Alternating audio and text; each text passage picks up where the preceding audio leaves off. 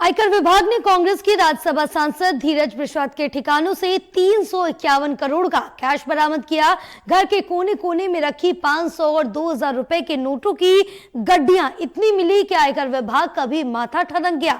नोटों को गिनने के लिए मशीनें मंगाई गई, लेकिन उनकी भी सांसें फूलने लगी। बाद में कुछ और मशीनें और अधिकारियों की गिनती के लिए शामिल करना पड़ा। दरअसल आयकर विभाग की टीम ने 6 दिसंबर को धीरज साहू से जुड़े ठिकानों पर एक साथ छापा मारा था। 5 दिन तक उनके घर पर तलाशी अभियान चलाया और बेहिसाब संपत्ति का खुलासा हुआ। साहू के ठिकानों से 351 करोड़ रुपए का कैश बरामद हुआ है। आयकर विभाग ने कुल 176 बैग में से 140 बैग की गिनती पूरी कर ली है। आयकर विभाग का कहना है कि यह अब तक का पकड़ा गया सबसे बड़ा काला धन है। आयकर विभाग की यह कार्रवाई शराब से जुड़े कारोबार में टैक्स चोरी की आशंका में शुरू हुई थी। विभाग ने टैक्स चोरी के आरोप में शराब कारोबार से जुड़ी कंपनी के ठिकानों पर छापे मारे। इसमें Boudh Distillery Private Limited, Baldev Sahu Infra Limited, Quality Butlers और किशोर प्रसाद विजय प्रसाद बिवरेज लिमिटेड जैसी कंपनियों का नाम शामिल है। साथ ही झारखंड के रांची और लोहरदगा के अलावा उड़ीसा के बालंगीर, संबलपुर, रायडीह इलाकों में भी छापेमारी हुई है।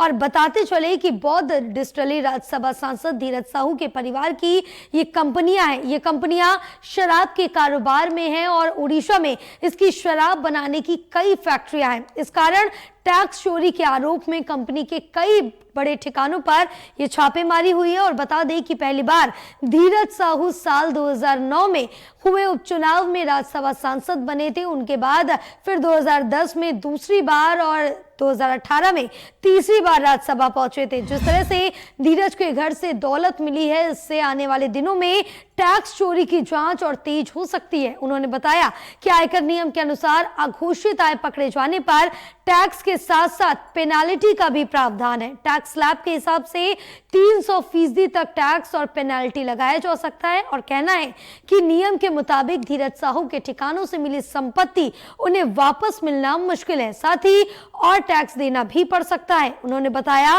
कि अघोषित संपत्ति के मामले में आयकर विभाग की ओर से अधिकतम 33% का टैक्स लगता है, जिसमें से 3% सरचार्ज होता है। इसके बाद 200% तक पेनाल्टी लगाई जा सकती है। नियम के मुताबिक अगर पकड़ी गई संपत्ति चालू वित्त में अर्जित की गई है तो फिर उस पर कुल 84% टैक्स और पेनाल्टी वसूली जाएगी। लेकिन अगर यह काली कमाई बीते वर्षों की है तो उस पर 99% तक टैक्स और पेनाल्टी वसूली जा सकती है।